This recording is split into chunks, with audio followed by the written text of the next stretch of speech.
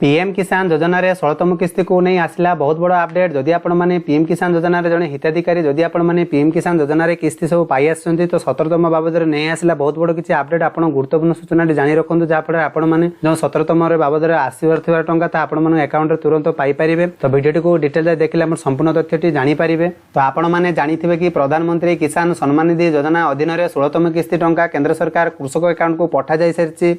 एथि सहित प्राय 18,831 कृषक एमिति अछंती जे माने कि ए पर्यंत ईकेवाईसी करि पारु नांती जा फल से माने पैसा पाई पारु नांती। तो एही योजना रे लाभ रु से माने वंचित हेई जाउछंती जा फल से माने टंका तांकर बैंक अकाउंट को क्रेडिट हेई पारु नाही। से माने मध्य विभागीय निर्देशावली को अणदेखा करूछंती। जदि आपण माने ए वीडियो माध्यम संपूर्ण तथ्यटी जानिबे ताले आपण माने पीएम किसान योजना रे ईकेवाईसी करिके आपण माने तुरंत टंका आपण मानकर बैंक अकाउंट रे पाई परिबे।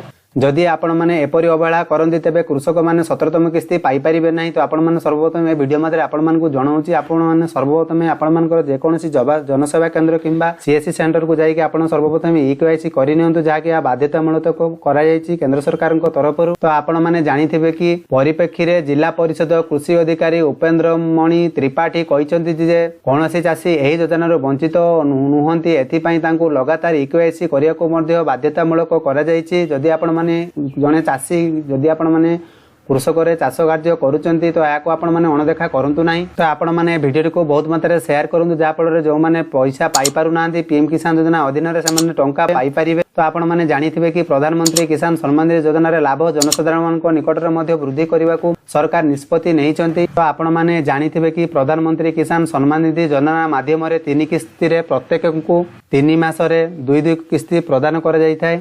तो 17तम किस्ती को नहीं कि जो डेट टी वर्तमान रिलीज जाई नहीं।